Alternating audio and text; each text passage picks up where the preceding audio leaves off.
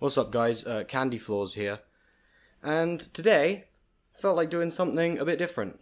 I normally wouldn't do things this freeform, and I definitely wouldn't normally do things with weather like this. I mean, can you hear that? It's not doing so great. So anyway, this one's going to be a peedy bit more serious than the regular ones. Obviously I'm going to try and make it a little bit funny so some of you actually stick around for it. But in general, this is going to have a bit more of a serious tone because it's dealing with a bit more of a serious thing. So, I, the 21st century gentleman that I am, was perusing ironic TikToks, the finest source of entertainment, 2 months or so back. And I stumbled across this one guy who I'd seen being duetted to, ironically, hundreds of times before, called Eric Wakeman. And I don't know, this time it kind of like caught my eye because I was like, why does this have so many hearts just because it includes this one guy in it? And so I thought to myself, screw it, I'm going to go have a look at what makes this guy so popular on this app. So I went over there and I was like, wow, 2.1 million followers. Well, I'm not that surprised. I mean, you know, it's TikTok. Someone could literally just kill themselves in a bath and it would probably get 3 million hearts. Point being, I went over to his Instagram and he has 125k fans. Most likely more than that at this point, probably. But my point being is, after due consideration, I figured I just should follow him. He's, those of you who don't know, he's kind of a bit of a gay rights activist. He does, he's been branded as that at least. He's transgender. He transitioned from female to male in 2016. He's also gay.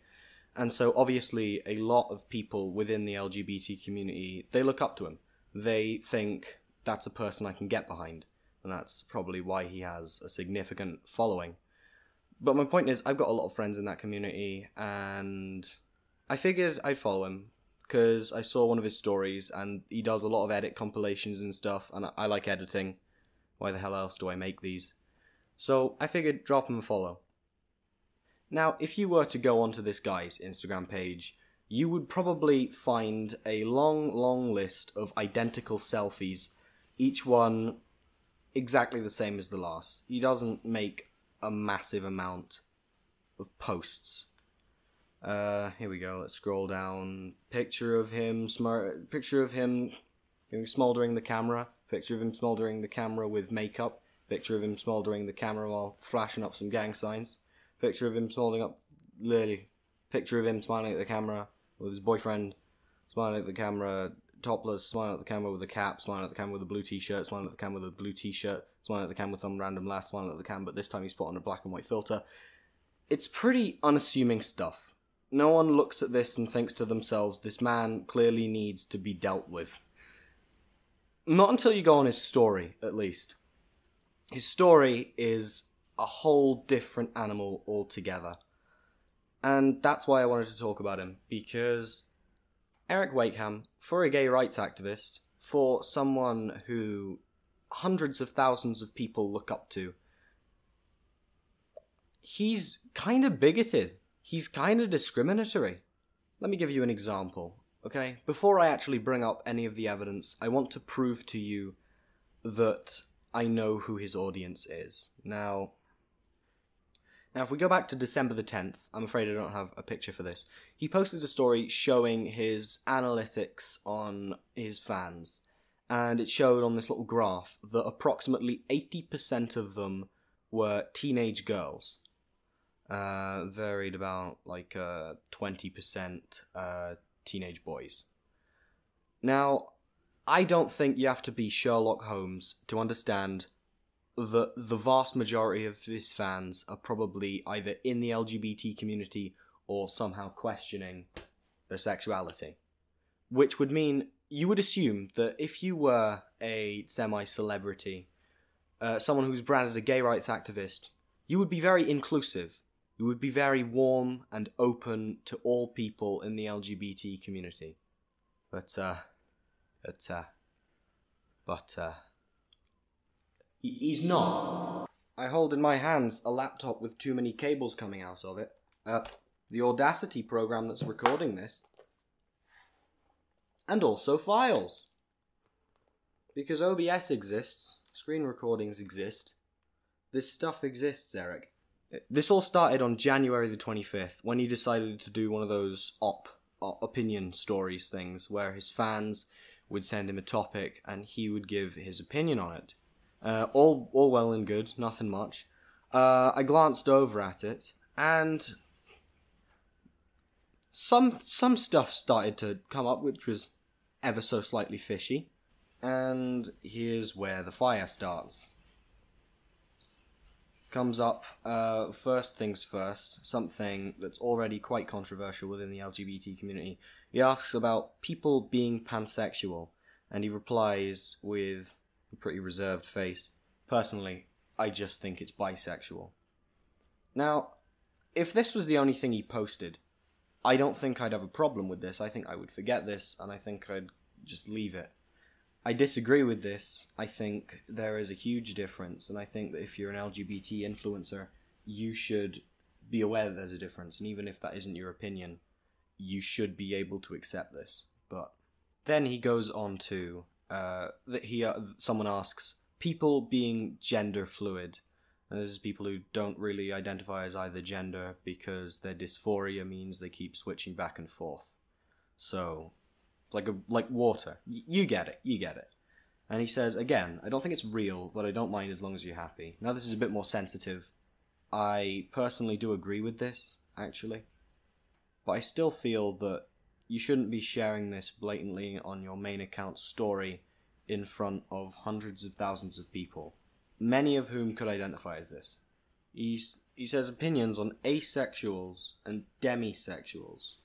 And I have written here, plain as day, asexuals are not a part of the LGBT community. That's not sexuality. Sorry, that's just you don't like having sex.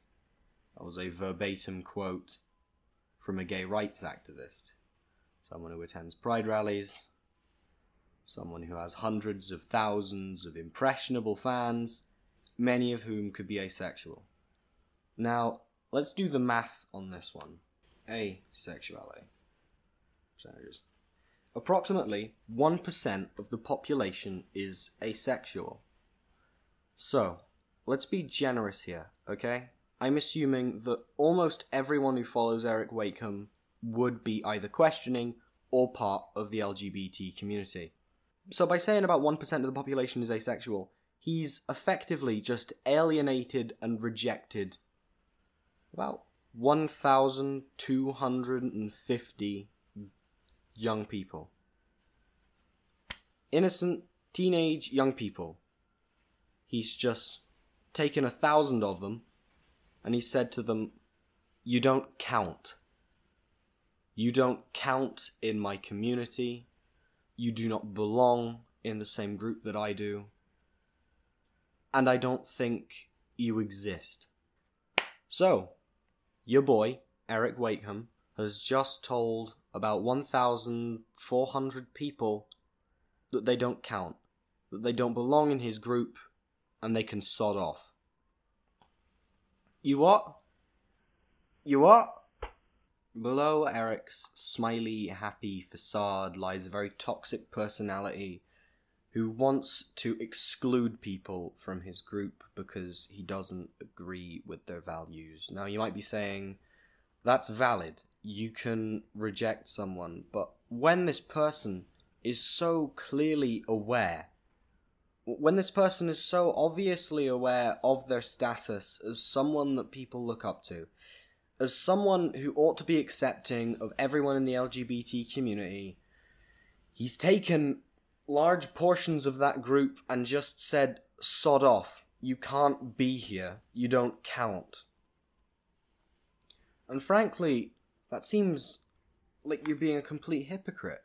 I've got friends in these groups, Eric. I've got people I care about who identify as pansexual or asexual, and it pisses me off, I'm not gonna lie, that you just say they don't count, that they can't belong in your group. And you can't pick and choose gay. That's not how it works, mate. I'm sorry. Oh. Self-harm. Opinions on self-harm. It can help with venting, but try avoid it, because in the end, it'll get better. Eric, you're being incredibly vague here. You've taken this incredibly serious and broad subject, and you've diluted it into something abbreviated and pointless, and then you've put your smirking selfie in the background. Are you joking? This is not how you should be presenting yourself to your audience. Do you know how many of them commit self-harm? I mean, the current figures is 1 in 4 lasses, 1 in 4 girls, teenage girls today, commit self-harm. 80% of 125,000 is 100,000. Which means, when you say self-harm can help with venting, but try to avoid it cause in the end it'll get better, you've just said that to 25,000 vulnerable teenage girls. Your words carry weight, Eric. You're not just a little Scottish kid in his room doing Instagram and TikToks, and you need to act like it. You need to take some responsibility for the power you've got. I'm sure I could make a Spider-Man joke here, but that might take out the seriousness of the subject. This is the bit where his fans start actually catching up with him. Some of them start saying things like, "This is mean. This doesn't work." Look, this guy just says unfollowed because of how ignorant you are, and you know, the lovely man, the gentleman, Eric Wakeham, the standout protagonist of our story, says, "I'm not ignorant, I'm just honest, and if you have a problem with that, you can unfollow." Now, Eric, I'm not criticizing you for saying you're honest. I'm criticizing you because you want to have your cake and eat it too. You want to be respected and looked up to, and you want to have all of this attention. You don't have to go out of your way to perform miracles in the street. You just have to let people accept who they are, because whether you like it or not, people identify as these things, and they feel uncomfortable and ill and alienated out of these things. And when the people they look up to also alienate them, I can't imagine how that feels. Yep, you're fucking rude. You want to know what's fucking rude? He just hit me in the face with the Fanta bottle. He just brushes this off. This fan asks, what's your opinion on girls and boys dating the same gender? People are catching on, Eric. They're taking the piss now. Do you support trans? How many friends do you have that are pansexual? I don't have any friends that are pansexual because all my friends know that pansexual isn't a real thing. Cool. Eric. Yeah, I think you're neglecting the fact that in that pride photo you posted on Instagram, you're following around this lass with the pride flag draped around her shoulders all day. She's in almost every slide, Eric. Eric, you can't just have loads of pansexual friends and then say you don't have any, Eric, you make me mad, Eric. I think he's just started realizing that people do not like this at all. And now he's trying to divert it to questions about his ex. And then this is the point where I think he starts freaking out a little. Someone asks fans that identify as pansexual. This brings up the same point as I did with asexuals. And he starts panicking. He goes on about, and then he starts getting really salty and sarcastic, and he says, "You be you, whatever, I don't care." And then he completely invalidates his point because he pans the camera over to his boyfriend, who makes a funny face, and then they all laugh. What a hilarious duo they are. Goes on about omnisexuals, and now he starts bursting out laughing about it. And then that's where it ends. In that entire month, he has not made another Q&A, or rather an ops. And I don't think he intends to. Mostly because, well, I very much doubt that that was all of the backlash he showed. It is a really bad idea. So many people look up to you. Let's have a look at the pansexual percentages. Okay then. Now he's lumped in bisexual and pansexual as exactly the same thing. So if we're just combining all of that together, as he tends to do, then boom, you just alienated another 2,875 people, Eric. You should really get a high score. Now, let me take out these poor quality earbuds. So I could maybe talk to this guy directly. Listen, Eric, I have a degree of respect for you. You've clearly garnered a lot of fans from the content you make, and I can respect that. Lord knows you've got significantly more than me from the content I make. I should probably post more topless selfies. Point being, Eric, I don't want this to serve as slander to you. I don't want to bash you with this. I don't want this to be hate speech. Because my opinion, my general opinion on everything LGBT is I don't care. You can be whatever you want as long as it doesn't hurt anyone else, and I don't care. Because at the end of the day, life's too short to moan about this kind of thing, Eric. And I've just spent the last half an hour moaning about it, so that's something I'll never get back. Now, I might have to delete one or two of my Instagram pictures that show where I live, because I'm a little bit afraid that his fans are going to go and attack me now. Because I will tag him in the post that I send linking to the YouTube video. He's got almost 100k subscribers on YouTube now. Heavens to Betsy.